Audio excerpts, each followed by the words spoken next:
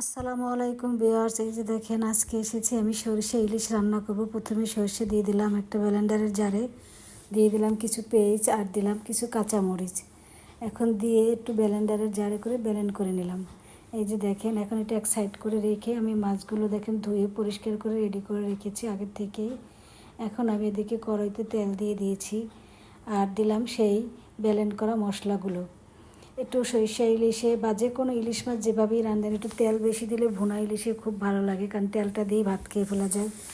এই যে দেখেন আমি একটু তেল বেশি করে দিয়েছি।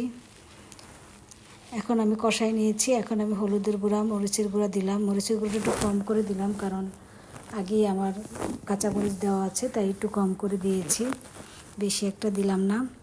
এখন ভালো করে কষাই নেব। কষাতে কষাতে যখন একবার তেলটা বের হয়ে যাবে তখন আমি এটা মাছগুলো দিব। দেখেন ভালো করে আমি পানি দিয়ে ভালো করে এখন কষাই নিচ্ছি। এই যে তেলটা উপরে ভেসে উঠেছে, আমি আরেকটু কষাবো। আরেকটু কষানোর পরে তারপরে আমি মাছগুলো দিব। দেখেন এই যে আমি এখন মাছগুলো দিয়ে দিব। মাছগুলো দিয়ে আলতো হাতে আস্তে আস্তে করে নাড়াচাড়া করে দিতে হবে।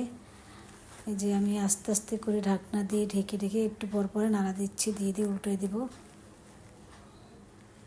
একটু করে কষাই নেব মাছগুলো।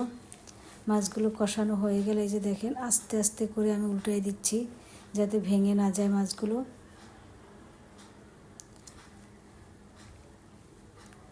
এই যে আমি এরকম করে 2-3 বার উল্টাই পাল্টাই দিয়ে কষাই নিয়েছি।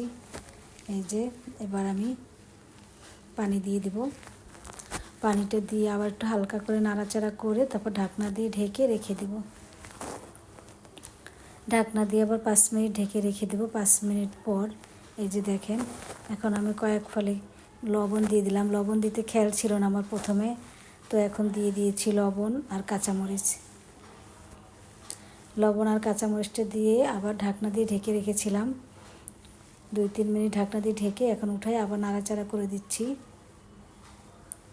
এই যে দেখেন রেডি হয়ে গেল আমার সরষে ইলিশ। কেমন হয়েছে আমার সরষে ইলিশটা আপনারা লাইক কমেন্ট করে জানাবেন, আর আমার চ্যানেলটাকে একটু সাবস্ক্রাইব করবেন। আপনারা যদি আমার পাশে না থাকেন আমি কেমনে আগাবো সামনে? আপনারা পাশে থাকবেন সবাই, তো আমি সামনে আগাতে পারবো। আর সবাই ভালো থাকবেন। আমার ফেসবুকেও এই ভিডিওটা দেওয়া আছে, আপনারা ফেসবুক থেকেও দেখে আসতে পারবেন, আবার ইউটিউব থেকেও ইউটিউবে যে আইডিটা এটা দিয়েই আমার ফেসবুক আইডি।